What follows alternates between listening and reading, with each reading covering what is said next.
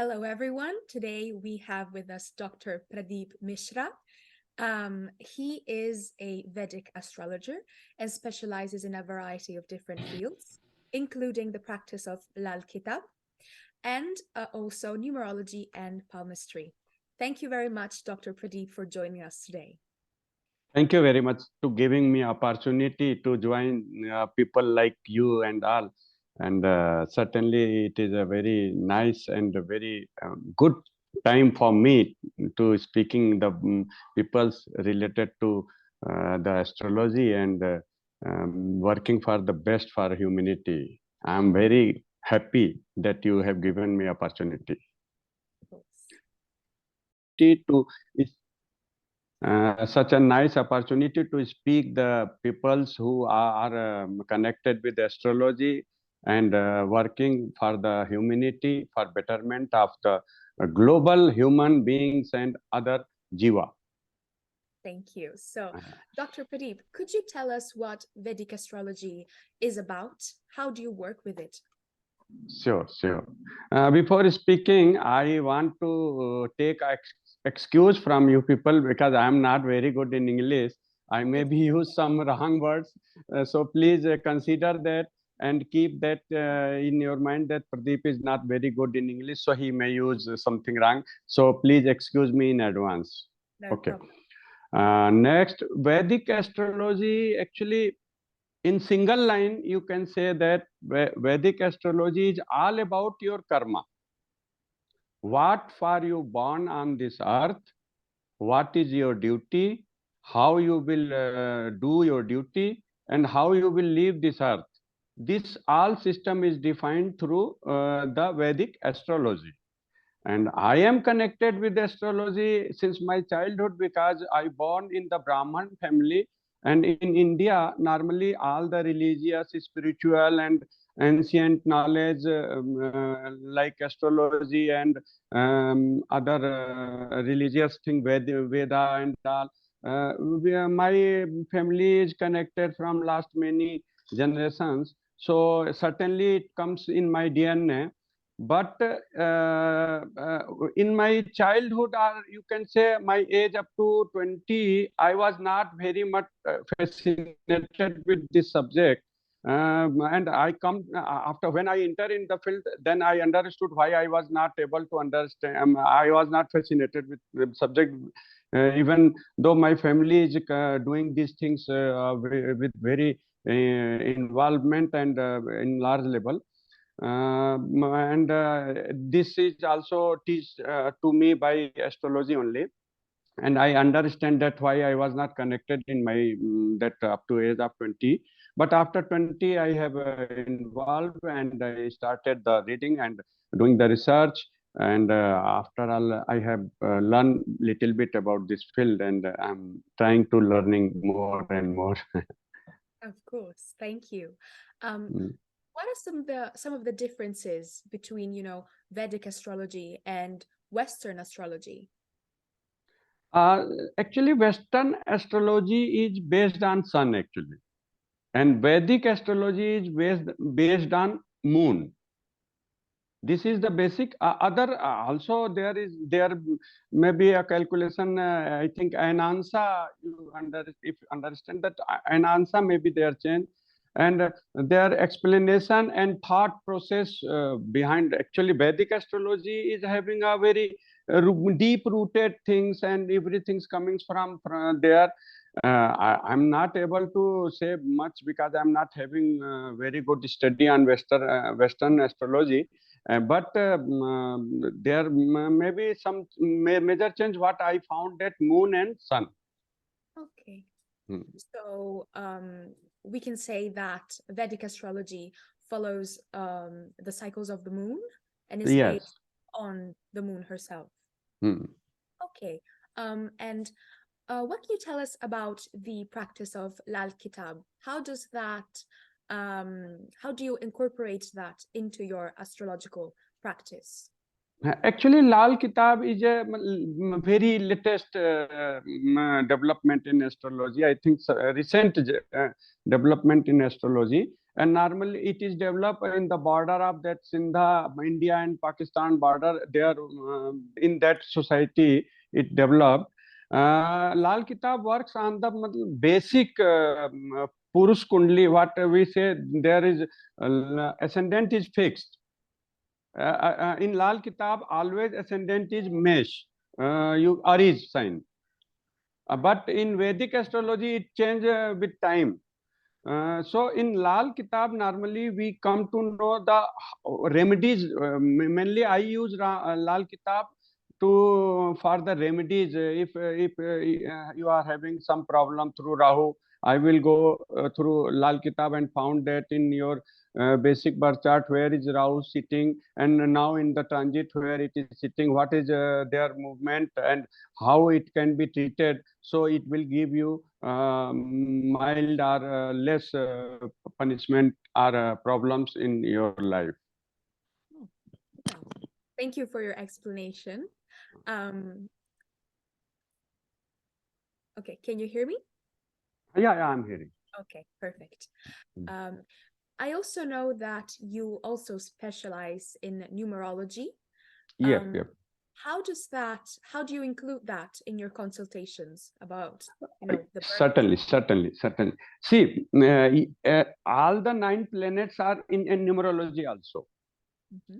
And for example, I born on first, if my date of birth is the first 10 or first 10, 19 like that, which sum is a single one, and one represents sun. If you see your birth chart, you will find that in your birth chart also the sun is very dominating. It is controlling you. So similarly, I have found many things which is in numerology is verified by birth chart, Vedic birth chart. And actually, we required 2-3 media to work, because one thing I found in my Vedic chart, okay, but to verify that whether it is right or correct, I have to search it in other discipline also. So in that case, if I go in numerology, I found that yes, it is working, because that destiny number and that Mulank in numerology, these two basic planets. Similarly, it is working in my Vedic chart also, and they are dominating and controlling my life. So numerology is also helpful in verification of the findings which is got in our Vedic astrology and Vedic chart. Okay, so we could say that in your work you use different, fields and disciplines to help you give the best reading for your clients? Yes, accuracy and detailing is found from other disciplines. Okay, what do you think that Vedic astrology is particularly helpful? What does it tell mostly? Is it helpful for maybe understanding your destiny? No. Vedic is helpful to understand my karma. You understand the karma? I know what karma is, if that's what you're Yeah, asking. okay, fine. It is easy to me explain you. Actually, in Vedic astrology, it is accepted that we have rebirth, reincarnation, I think. We have a series of birth, and we have done some karma in my past life, or I'm doing some karma in this life. So, when I get birth, at that moment, the stars and planets in the sky are in such a manner which is ready to bring the result of my karma, which is done up to before, just 1 minute before, a few seconds before of my birth. And that is preserved in my birth chart. Now, when I take up my birth chart, I will see first my lagna. For example, if my lagna is in Jupiter domain, certainly I will be, this physical body will be somehow connect with the religion, spirituality. Actually, in single word, clarity. Jupiter, if you want to understand Jupiter, clarity, everything will be clear. So Jupiter, if my connected with my ascendant, means I am very much clear with my this physical body to what to do in my this birth. Automatically, I will do that job what is destined to me, and I have to do. In second case, if it is in a Rahu domain, yeah, you know na Rahu? I'm not familiar with it actually. Node, south node and north node. You Okay. understand? Yes. Understand na? Right. So these nodes, if by chance nodes are in your ascendant, it means there is no clarity in your karma. So you have to work out, very much work out in this birth to understand your karma. And you have to go in very struggle and fight with the environment and your society, and you have to find out your original path in this karma because it is not defined and you have not able to make it in your past life. So ultimately, astrology is totally for karma. But nowadays, we have started to use it in our day-to-day life. Actually, in as per Vedic astrology, Vedic system, astrology is invented to learn the our life and future life and channelize our energy, understanding the process of spiritual words and move towards the God. How we can move our pin towards the God. Initially, it was for that, but this subject is very vast and cover everything of your life. Hence, we can now able to predict our destiny and so many things about education, married life. Everything can be predicted by astrology, but these are the very small thing for astrology. Astrology is mainly for spiritual life. Of course. Mm. So how would you describe your method when approaching clients for a reading of their birth chart? Good question. Good question. Actually, first of all, I take date of birth, time, and place. And and after taking these, I cast a birth chart. When I cast the birth chart, I have some formulas which I test on that chart to find assure myself that the given details are correct. Given details are correct. And once I confirm that the casted chart is very correct as per time, as per location, then I very first see the ascendant of that chart. By looking that, I understand who is the person and what is his caliber, what is his capacity, how he is physically present in this world. After deciding that, I go to moon. Where is moon? What is the star of moon? And moon, how is it is behaving in his life? By moon, I understand the inner world of that person. And then I go to the sun and a simple formula PAC, placement, aspect, and combination. Minimum three parameters. By this minimum three parameters, I understand the behavior of planets and how it is affecting our life. So then when I go to sun is Atma. Okay. And sun is very important in our chart because it is just like a DNA. All the configuration of your past life is preserved in sun. So after knowing that how is this soil is this is it is a very nice humble soil or aggressive soil or having a malefic effect or negative to human being or how kind of soil. After understanding that, I decide what to tell him, what to not tell him. Oh. Because this is very important. If you give the knife to murderer, he will murder. And if you give the knife to simple caterer, he will prepare a very tasty vegetables for you. So we have to understand in case of astrology that what informations should be conveyed to the client, what is not. This is very important, because if you are any conveying or giving the information which is for he is not destined, that path and the result of that karma which he will do after your information, you will be also partner of that, and you have to go the punishment partially what he will do. So you have to fix that what you are going to tell. After that, I go to the houses. For example, if he is asking about his married life, I will go for seventh house, and then go Varga Kundali, and I find out the result, whatever the his question, and I come to know some result, but I am not going to tell him, and then I verify it by the KP or numerology and the Prashna Tantra, and if I confirm it by twice or three times that what I am finding is correct, then I tell him. Of course. Well, thank you for explaining your approach to us.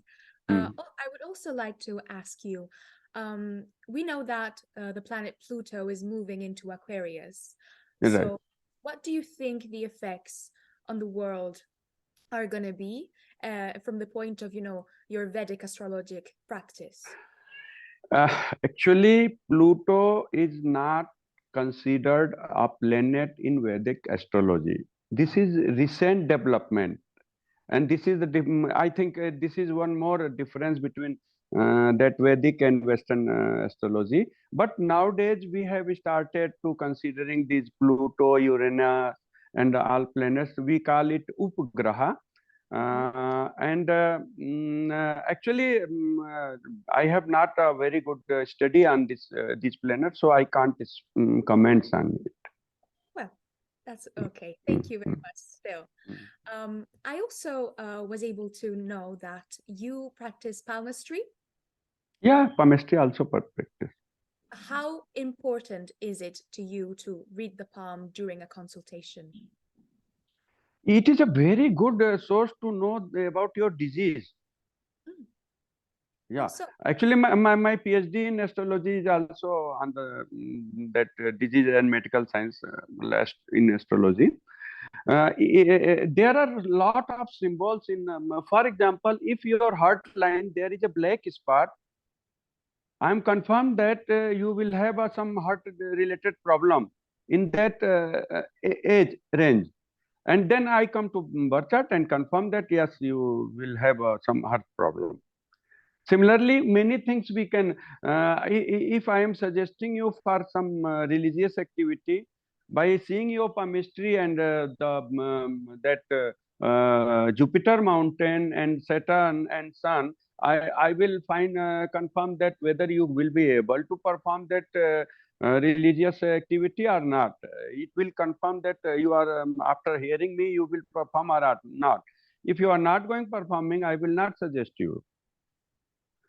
Similarly, we can find out the how much money will be in your life, what will be your career, and how will your life will go, how it will be smooth, how will be your wife, what is your aggression, matlab how angry, what will kind of angriness will appear in your mind and soul. That can be read by palmistry is very excellently. well, so you would say that it is the sum of numerology and palmistry and astrology that gives the best result possible. I can give you a small example. Of course.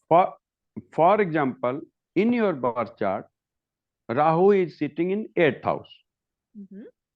Okay. If it is in a 8th house, this is sure that your genital part or whatever the hole in your body, even cells hole also, nasal holes, any holes in your body, there may be some problem. But which part can also be found by the study of nakshatra and all. So when I seen, normally it is related to some bleeding and like things in these parts. If Rahu is sitting in 8th house. Now, when I will take up your palm, I will see in Rahu area, there will be a very problem, like there will be black spot, some cross, disturbed line, fractured line. That symbol also you will find in your palmistry, palm also. So by that way, you will confirm that he is going to have some. Next example is, mostly I have seen in my experience, if Rahu and Ketu is sitting in 6th and 12th house, and if Moon is connecting in, Mars is connecting in 6th house with Rahu, there should be some problem in your blood, sure. And if Shani is connecting, there is also blood problem. But if Shani is connecting, Saturn is connecting, it will be some kind of reduction for anemia type thing. But if Rahu is connecting blood, it can go up to the blood cancer. And both can be verified from your palm also. Where is Rahu area, you will find that something connecting with Mars in wrong way. So by this way, it can be verified actually. Well, thank you for, giving us this explanation.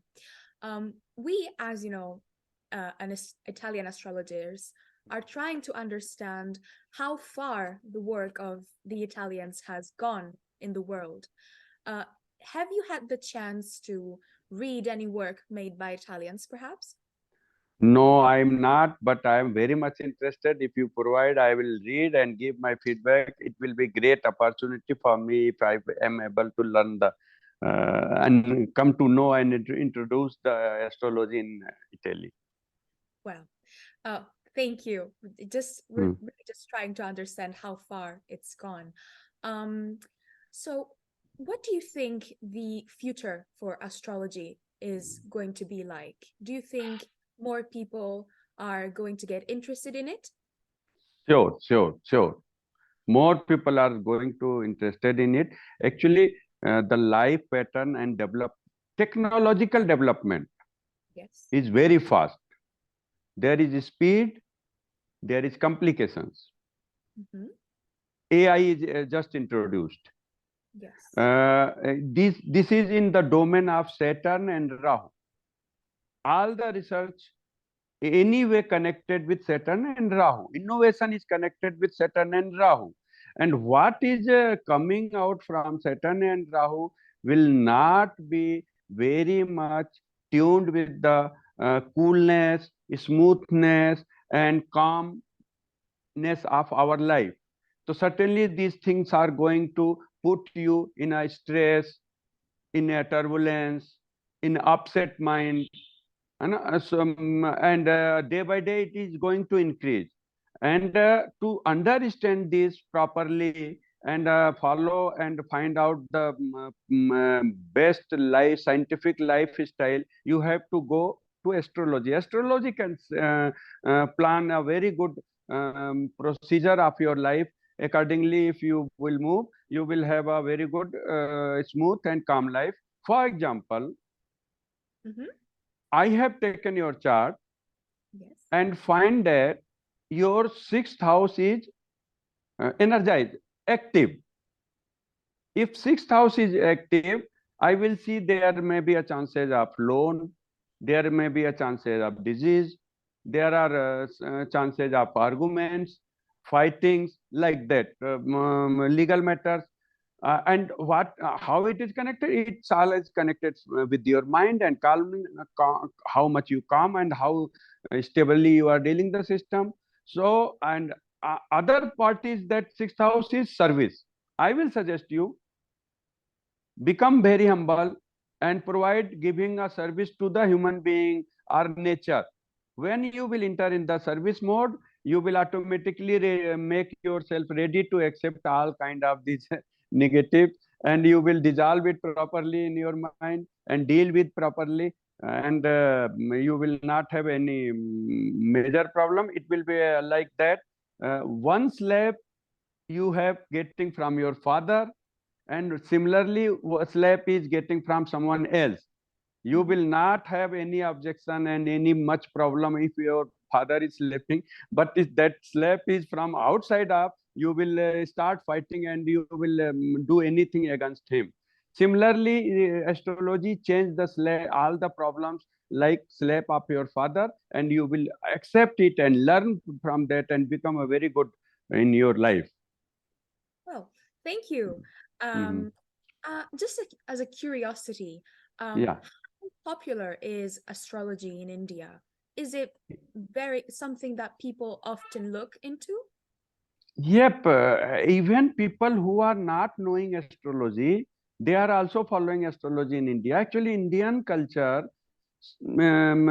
since many thousands of years, whole the life style is designed according to astrology, and people who are not learned. Actually, in Indian system, you know the Maharshi, Rishi, Sant, Sadhu.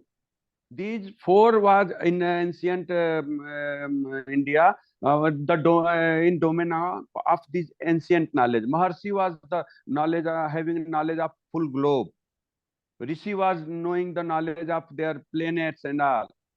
Sant was having the knowledge of that region. Sadhu was having the knowledge of that city. So they designed our lifestyle similar. For example, in India, most of people don't go for haircut on Saturday. Hair is represented by Saturn. And if you are getting cut hair on Saturday, it are cutting somehow Saturn. So if by chance in your birth chart Saturn is on that date is ready to give you your life's worst result, it will give because you have initiated activated the Saturn that day.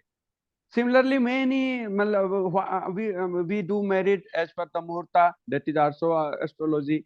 All there is 16 major activities from birth to death we have, which we do as per birth only, as per muhurta only, and that muhurta is 100% connected with our birth chart. For a very vague but superficial thing, but I will tell you. For example, for doing any pious or auspicious activity, there should not be planet in your 8th, 6th, and 12th at least not in 8th. 6th and 12 may be managed, but 8th house should be not having in the during the transit any planet or especially moon and sun. So if it is there, you cannot perform any pious and auspicious things. Well, Similarly, many things are there. thank you very much. I Mhm. think this is a wonderful way to conclude our interview. And I want to thank you again for giving us a little bit of your time. And I Mhm. hope the experience was enriching for you as well as it was for me. So thank you, and thank you for giving me opportunity. And you people are doing excellent work in astrology. Whatever, if you feel I can help you and your team, I'm always ready. And if we are doing for best of humanity, beauty of the nature, preserving the things, natural things, I'm always with you. Thank you very much for giving Thank me you. opportunity. Okay.